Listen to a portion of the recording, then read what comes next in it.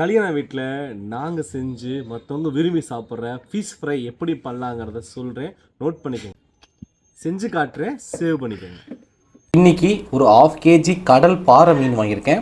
இதில் fish fry எப்படி பண்ணுறங்கிறத பார்க்கலாம். ஏன் நான் கடல் பாறை மீன் எடுத்தேன் அப்படின்னா, இதில் omega-3 ஃபேட்டி ஆசிட் கொஞ்சம் அதிகமாக இருக்குது, உடம்பு கொஞ்சம் நல்லது அப்படின்னா என்னோடய பாட்டிமா சொல்லி கொடுத்த ஒரு ரெசிபியை ஃபாலோ பண்ண போகிறேன். ஃபிஷ் ஃப்ரை ரெசிபி தவாவில் பண்ணுறது, நம்ம வீட்டில் கூடிய தோசை சட்டியில் பண்ணுறது சூப்பராக இருக்குங்க. அது எப்படி பண்ணுறாங்கிறத பார்க்கலாம். வாங்க வீடியோக்குள்ளே போகலாம். இது ஒரு ஸ்பூன் அளவுக்கான பூண்டு, ஒரு 1/2 ஸ்பூன் அளவுக்கான இஞ்சி, கலருக்கும் காரத்துக்கும் காஷ்மீரி சில்லி பவுடர் யூஸ் பண்ண போகிறோம். ஸோ ஒரு 1/2 ஸ்பூன் அளவுக்கு சில்லி பவுடர். மசாலா கோட்டிங்கு நம்ம என்ன செய்யணும் அப்படின்னா கார்ன்ஃப்ளவர் மாவு தான் யூஸ் பண்ண போகிறோம். கார்ன்ஃப்ளவர் மாவு பார்த்தீங்க அப்படின்னா ஒரு 2.5 ஸ்பூன் அளவுக்கு,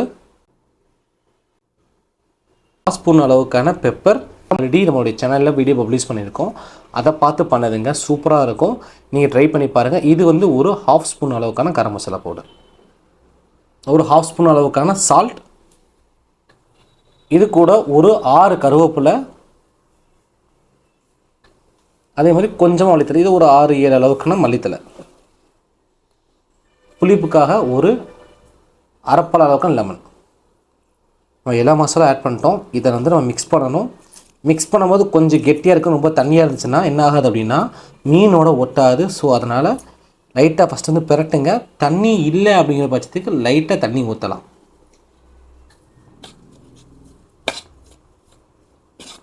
நான் ஏன் இனிஷியலாக அதில் தண்ணி ஊற்ற சொல்ல அப்படின்னா, சில சமயங்களில் நம்ம மசாலா அரைக்கும் போது என்ன பண்ணிடுவோம் அப்படின்னா தண்ணி ஊற்றி அரைப்போம். அந்த தண்ணி ஊற்றி அரைக்கும் போது என்ன ஆகும் அப்படின்னா, இங்கே நீங்கள் தண்ணி ஊற்றும் போது என்ன ஆகும்னா ரொம்பவும் தண்ணியாக ஆரம்பிச்சிடும். மசாலா வந்து கொஞ்சம் கெட்டியாக இருந்தால் தான் மீனில் வந்து தடவுறதுக்கு நல்லாயிருக்கும். அதுக்காகத்தான் தண்ணி இது ஊற்றாமலே பார்த்தீங்க அப்படின்னா மசாலா மிக்ஸ் பண்ணிவிட்டேன். ஃபிஷ்ஷில் லைட்டாக கிறிஸ்பினஸ் கொடுக்கறதுக்காக நான் என்ன செய்ய போகிறேன் அப்படின்னா ஒரு ஸ்பூன் அளவுக்கு அரிசி மாவு ஆட் பண்ண போகிறேன். பார்த்தீங்கன்னா விழுகிற மாதிரி கன்சிஸ்டன்சி இருந்துச்சுன்னா பக்காவாக இருக்குன்னு அர்த்தம். இப்போ இதில் உப்பு காரமும் செக் பண்ணிக்கோங்க. உப்பும் காரமும் ஒரு கல் சுருக்குன்னு தான் இருக்கணும். அப்போ தான் மீனில் ஓட்டுறதுக்கு கரெக்டாக இருக்கும். நம்ம போட்டிருக்க ரேஷியோ கரெக்டாக இருக்குது. இப்போ நம்ம வந்துட்டு ஃபிஷ்ஷில் அப்ளை பண்ணிடலாம். இந்த மாதிரி கொஞ்சம் தடிமனாக வெட்டிட்டாங்க அப்படின்னா மசாலா உள்ளே இறங்காது. அதான் தவா ஃப்ரையில் ஒரு சின்ன ட்ராபேக்காக இருந்தது.